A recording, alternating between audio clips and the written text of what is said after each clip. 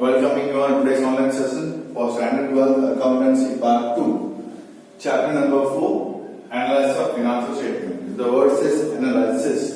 हमें स्टेटमेंट को एनालाइज करना है, तो कौन से स्टेटमेंट को मुझे एनालाइज करना है? That is balance sheet and profit and loss को मुझे एनालाइज करना है। एनालिसिस क्यों करते हैं? एनालिसिस हम इसलिए करते हैं, स्टेक होल्डर जो होते हैं वो एनालिसिस करते हैं कि वेदर उनके इन्वेस्टमेंट्स की, इन्वेस्टर्स की बात करें तो उनके इन्वेस्टमेंट सेफ है कि नहीं है। क्रेडिटर्स मेरी बुक्स ऑफ अकाउंट्स एनालाइज करते हैं, उनको उनके टाइम पे पैसे मिलेंगे या नहीं मिलेंगे। बैंक एनालिसिस करती है अगर लोन दिया है तो कि उनको उनके पैसे प्रिंसिपल अमाउंट विद इंटरेस्ट मिलेगा कि नहीं मिलेगा। ओके, डेटर्स एनालिसिस करते हैं। ओके, शेयर होल्डर्स एनालिसिस करते हैं, कंपनी खुद एनालिसिस करती है कि whether the efficiency of the management is proper और नॉट। ठीक है, तो ये सब स्टेटमेंट्स का एनालिसिस करते हैं। So how to analysis, what are tools for analysis, कैसे एनालिसिस हमें करना है। So there are basically two methods which you are going to learn in this particular chapter. From this particular chapter, a sum of 4 marks is going to be asked. One sentence and one MCQ is also going to be asked. Let me just, okay, it's not mentioned over here.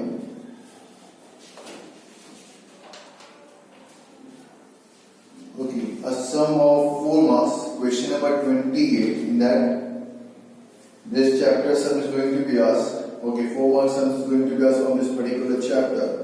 Okay, and MCQ and one sentence also going to be asked. Means almost 6 to 7 marks this chapter carries.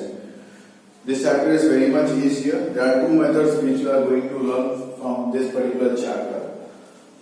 So methods, which is that one is comparative statement and the other is common size statement.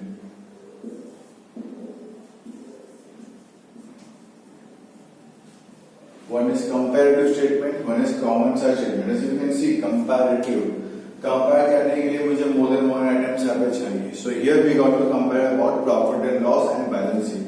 So a small format I have already prepared in the board itself.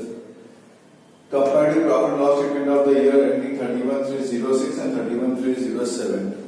So whatever items are mentioned in the sum, based on that you got to note it down. It's not necessary कि आप पूरा का format यहाँ पे लिखे. Okay, जो important था company file marks में, इसमें यहाँ पे इम्पोर्टेंट नहीं है.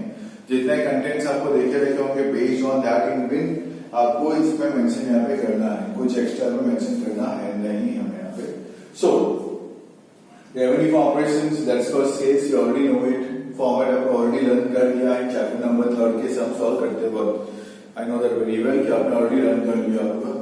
So compare, the word says comparative. हमें previous year लिखना है, then हमें current year लिखना है, then हमें compare करना है current minus previous. That is called C, B minus A. B में से A को minus करना है. प्लस में आंसर प्लस में लिखते चलो, माइनस में तो ब्रैकेट में डाल के लिखते हुए चलो. फिर करना है परसेंटेज. इसका जो आंसर आया divided by A into 100 we are getting the percentage. That is called comparative statement. हम कंपेयर कर रहे हैं. That is called comparative statement.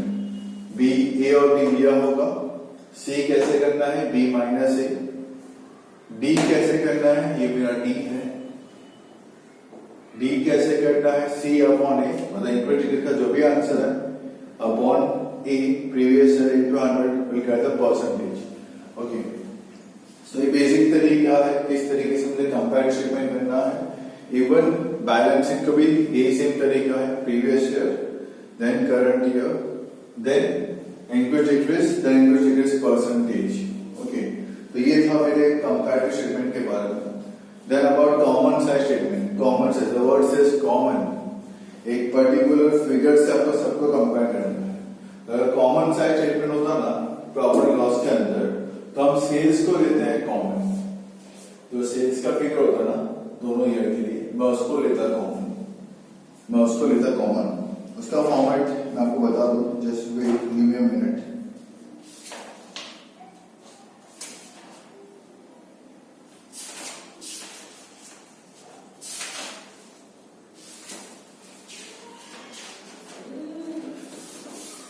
Okay, उसमें भी आप ऐसे कर सकते हो. Previous year current year, then percentage to sales, यहाँ पे क्या लिखते हैं, परसेंटेज टू सेल्स लिखेंगे,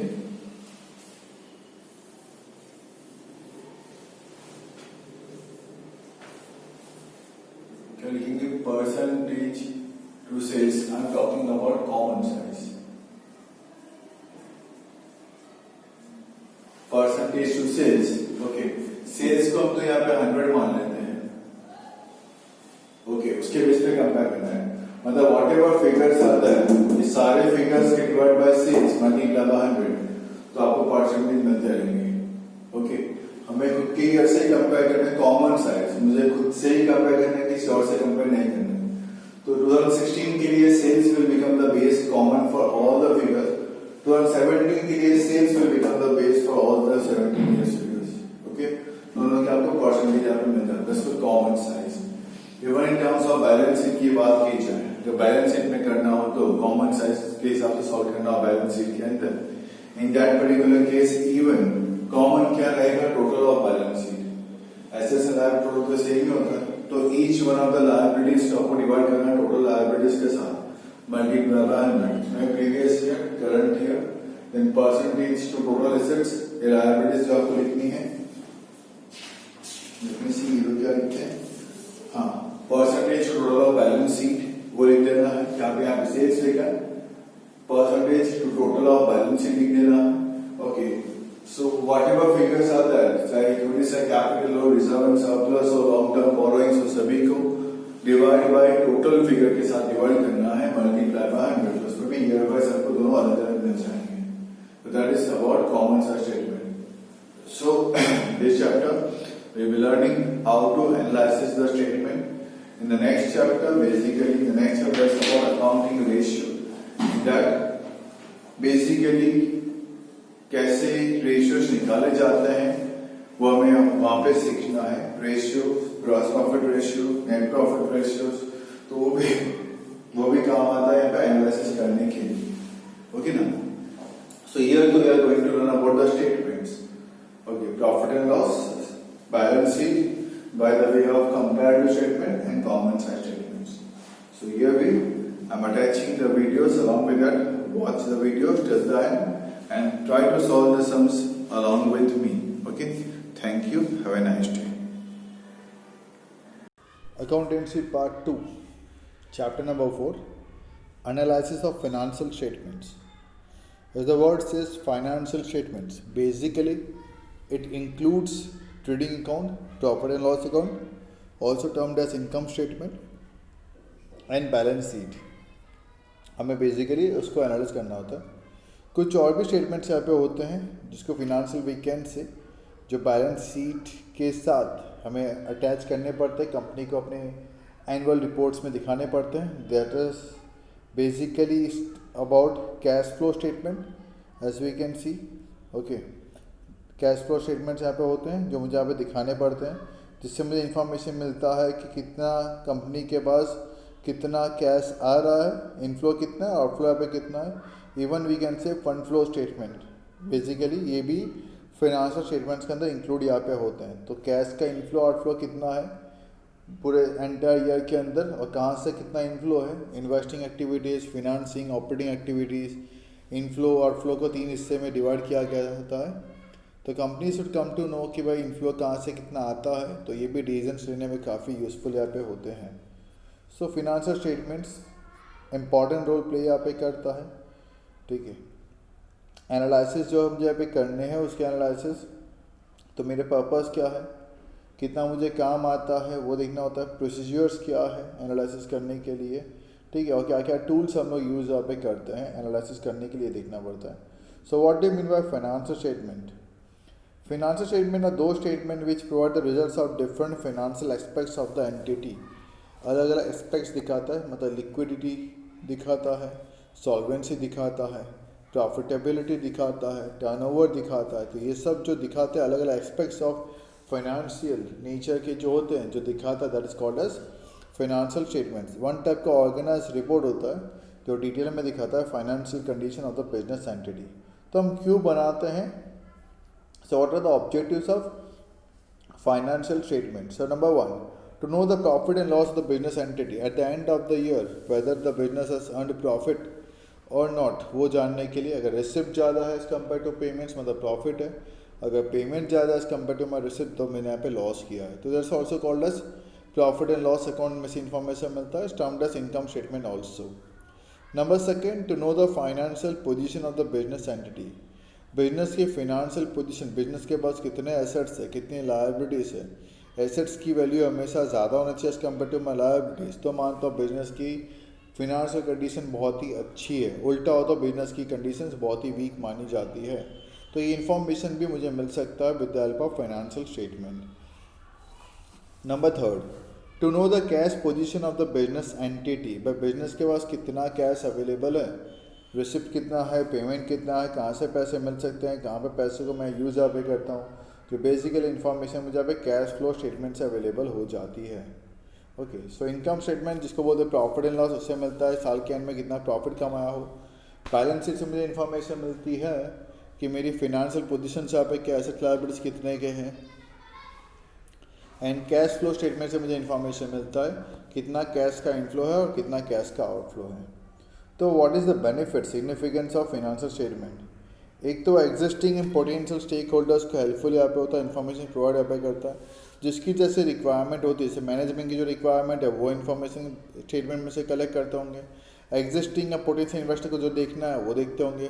जो पैसे देते हैं फंड प्रोवाइडर्स, उसको क्या काम आता है. तो ये मेरा फाइनेंशियल स्टेटमेंट्स अलग अलग स्टेक होल्डर्स को अलग अलग तरीके से हेल्पफुल यहाँ पे होता है.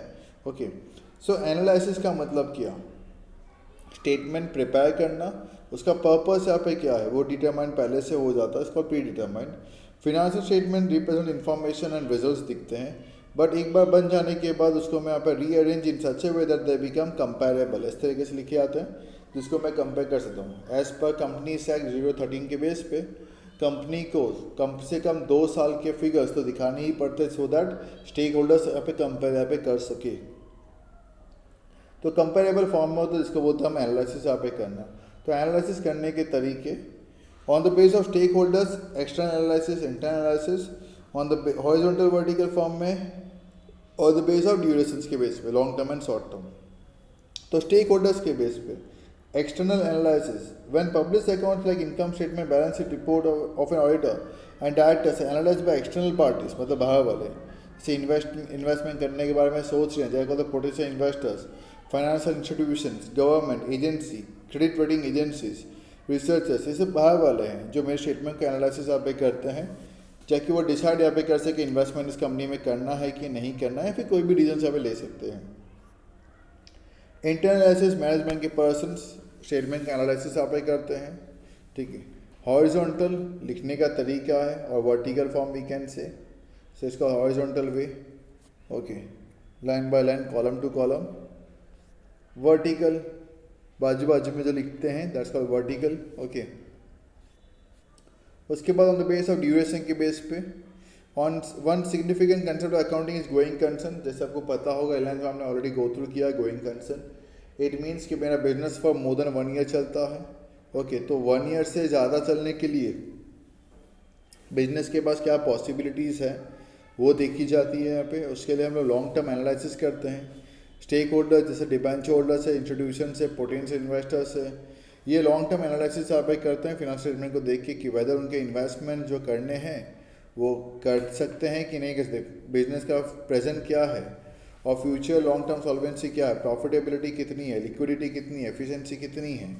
ये सब यहाँ पे वो लोग चेक करते हैं for long term basis. Short term में देखने के लिए वो देखते हैं कि भाई short term solvency, short term के अंदर बिजनेस की लिक्विडिटी कितनी है, कि क्रेडिटर्स वगैरह को शॉर्ट टर्म में पे कर सकता है कि नहीं कर सकता, पेमेंट की कैपेसिटी यहाँ पे कितनी है. तो स्टेटमेंट को देख के वो लोग ये एनालिसिस करते हैं. तो what are the objectives of financial statement analysis. Number 1, evaluation of earning capacity. Company यहाँ पे कितना पैसा कमाती है एक साल के अंदर, means in short the turnover of the company. Efficiency का इवैल्यूएशन करती है, कंपनी को गुड्स प्रोड्यूस करने में क्या टाइम लगता है. Business entity acquire different assets होते हैं उसके पास यहाँ पे, depend upon the nature of business.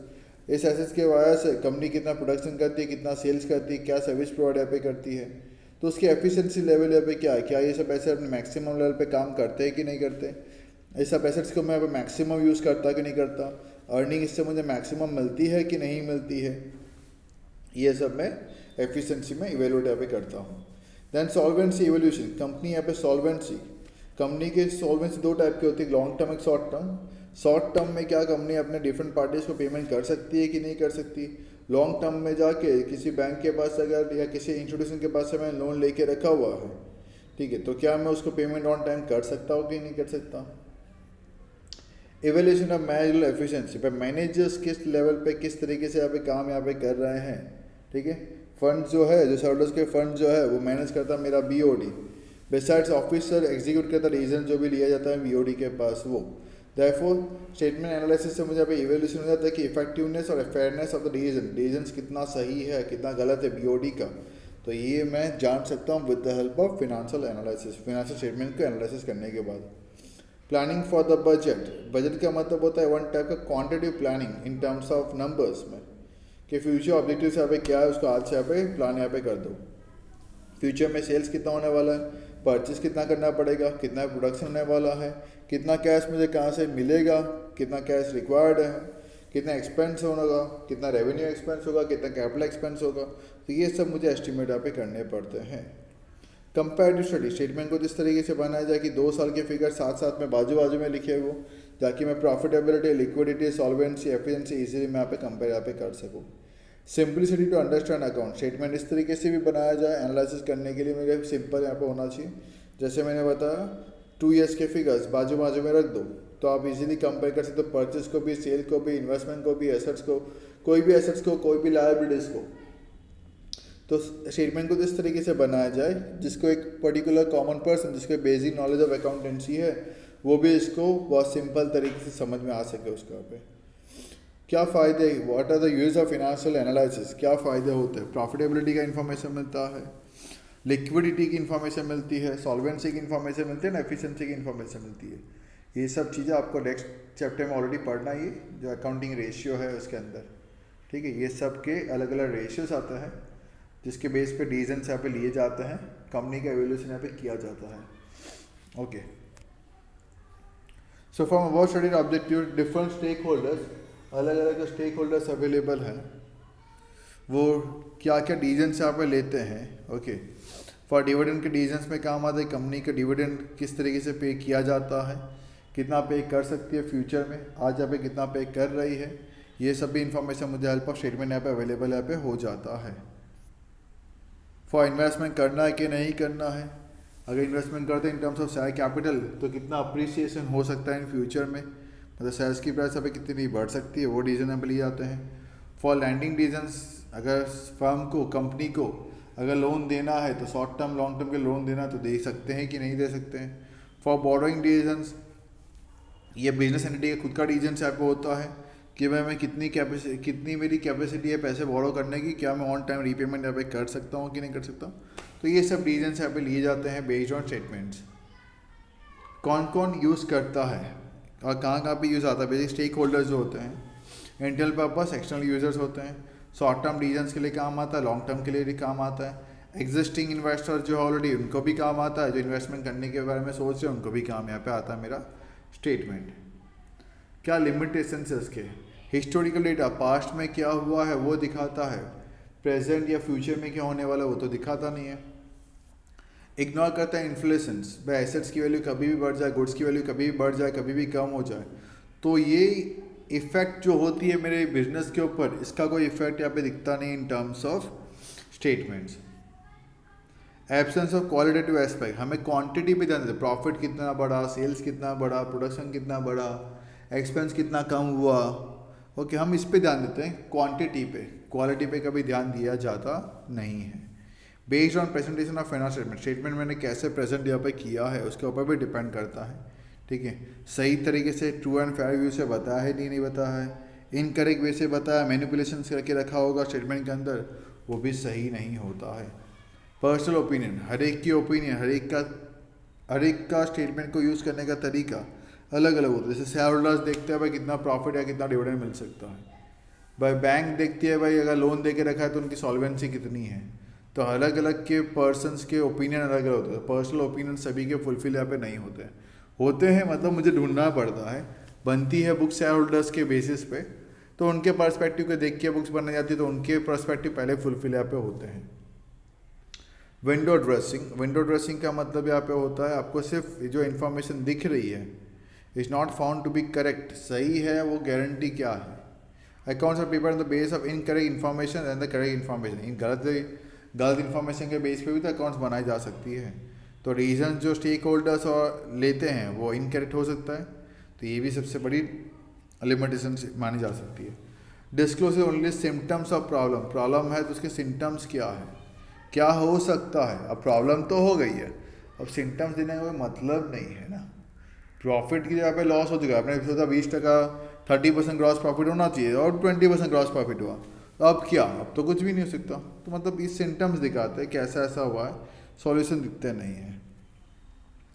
Significance of comparative financial statement. अब जैसे हमें देखना है, दो तरीके से हमें यहाँ पे चैप्टर में सीखना है, एनालिसिस करना है कि कंपैरेटिव और एक है मेरा कॉमन साइज। तो कंपैरेटिव दो दिए हैं, इंट्रा फर्म और इंटर फर्म। इंट्रा फर्म मतलब खुद के साथ ही प्रीवियस ईयर में क्या किया था, इंटर फर्म मतलब मेरे साथ सेम बिजनेस करने वाला जो है उसके साथ।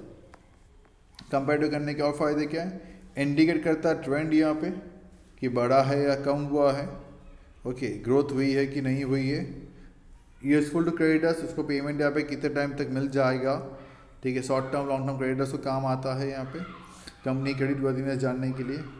और simple and comparable presentation of information, जितना पॉसिबल हो सके टेबल फॉर्म में अवेलेबल यहाँ पे होता है, तो किसी के लिए भी कंपेयर करना काफ़ी ईजी होता है, ओके।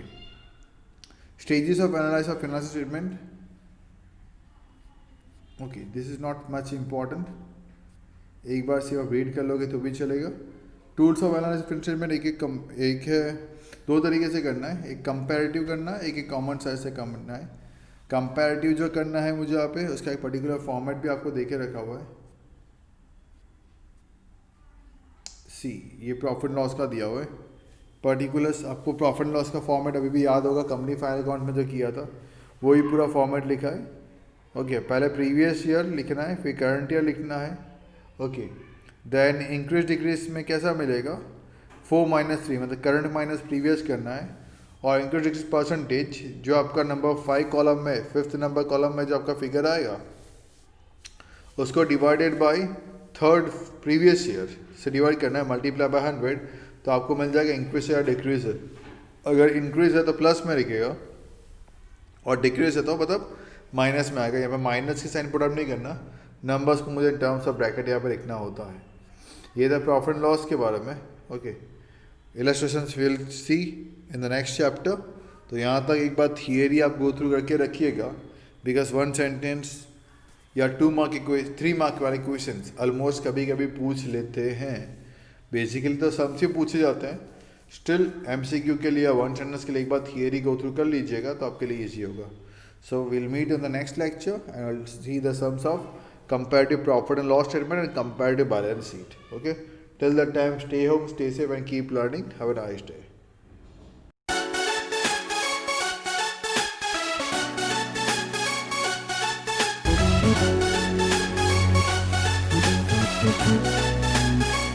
Thank you.